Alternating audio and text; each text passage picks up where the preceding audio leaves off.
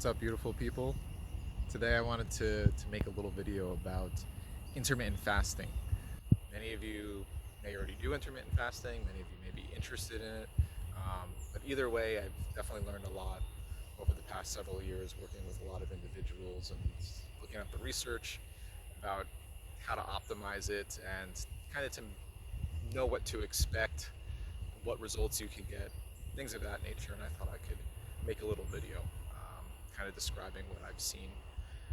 First of all, I would say the main reason why people get benefits from intermittent fasting is basically when you're shortening your window of eating from, say, you used to eat from when you woke up in the morning until you went to bed in the evening, which is what a lot of people do, or somewhere close to that version, is that if you get that eating window down to 10 hours or 8 hours, basically unless you're really trying hard to get in more food during that window, which many people can, you're going to be eating less food. And that's really the main benefit of intermittent fasting, as far as what the research shows us, is that when people are intermittent fasting, they're eating less food. When you eat less food, especially in our culture today where there's so many calories available in highly processed foods and we are overeating, that you're going to get significant benefits as far as weight loss, as far as heart health, as far as insulin resistance. Basically everything is going to improve when you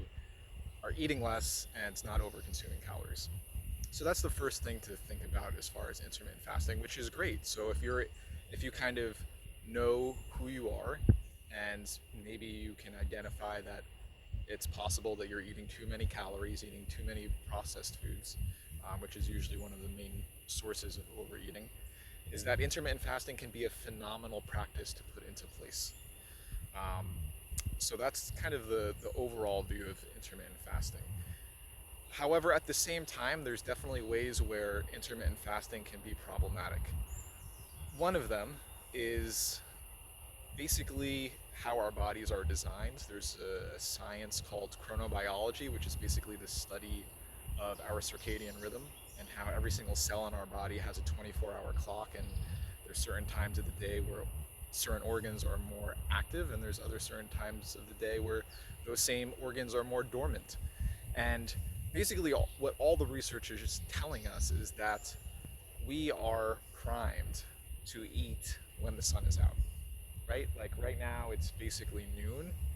This is the best time for humans to eat. This is how our body was designed to eat. When the sun is right over our head, which is basically where it is right now, this is when our insulin sensitivity is peaked, which means you're not going to have a high glucose spike, as it's not going to be nearly the same as if you have a meal at midnight or you have a meal at 8 p.m. or 9 p.m.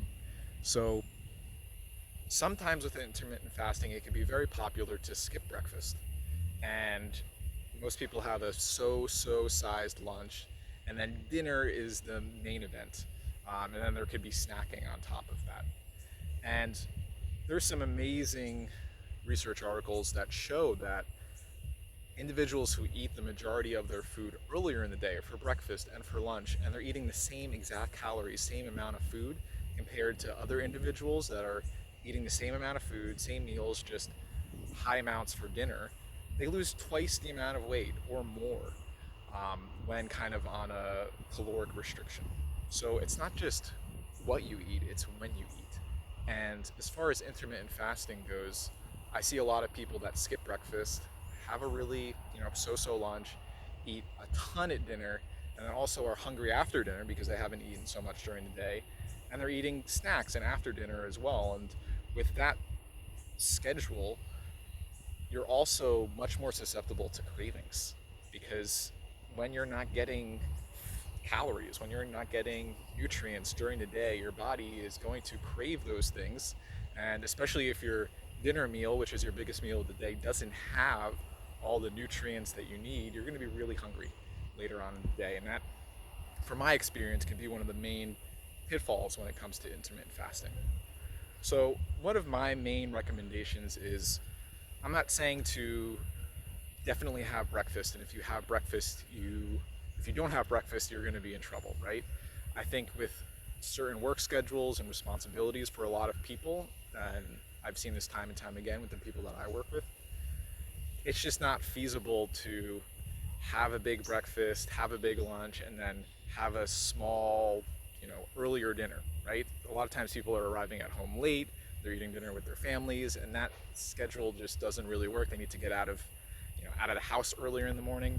So a lot of times this doesn't work for the majority of the people. So it's still possible to leverage chronobiology and what I believe is a more powerful and effective way of intermittent fasting by, if you need to skip breakfast, skip breakfast.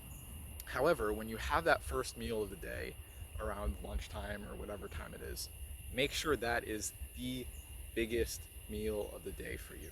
Really make sure that lunch meal is loaded, right? You want to make that the main theme. And then the other thing too, if possible, you'd want to be able to fit in another meal before you have your dinner. So say you're at work, you skip breakfast, lunch is your big meal, and say you don't leave your work until 5 or 6 o'clock. Have something else at 3 if you can, if you're able to. Get something else in you so you're not going home even hungrier. And try with this style, you can really minimize the amount of food that you have for dinner time. And when you're following this schedule and eating more calories during the earlier part of the day, you're going to feel more nourished, you're going to feel more satiated, your insulin sensitivity is going to be much improved, your digestion is going to be better, your sleep is going to be there. One of the main reasons why people have issues with sleeping is because of how much food they eat later on in the day. And if you just think about it from, I could go on for a long time, but I want to wrap this up in a little bit. If you think about it just from the perspective of, food gives us nutrients that we need, and it also gives us energy, and we utilize that energy as well. And when we eat a bunch of food and we don't utilize that energy, that is when we store it as fat. And if we're eating our main meal, our biggest caloric meal for dinner, and then after dinner, what are we doing? How many people are going and working out after they eat? How many people are moving around, or even like working, going back to work and moving around with their lives? No, usually after you have your dinner meal, you're sitting on the couch, you're very sedentary, you're having more snacks. So your body is basically having all this energy and it's got to store it somewhere. So if there's anything that you could get from this video, I really encourage you to start moving the bulk of your calories to the earlier part of the day, whether that's lunch, whether that's an early dinner, but try and minimize the amount of food that you eat for dinner, and like I said, preload those calories. And one final note too is you don't have to do this overnight, right? Give yourself the grace of time. Say, okay, let me start shifting my calories to the earlier part of the day. Let me try and get in that meal between lunch and between dinner. So it doesn't have to be a dramatic process. A lot of it depends on you as an individual and what works best for you. But I would say in general, for the majority of the people, slow and steady is what's sustainable. So don't overwhelm yourself. Start shifting those calories very, very slowly, and I think you may get some good benefits for that. So I hope you've enjoyed this video. If you have, leave a comment, like it. Love to hear from you guys, and I hope you're all having a fantastic day, and I'll see you on the next video.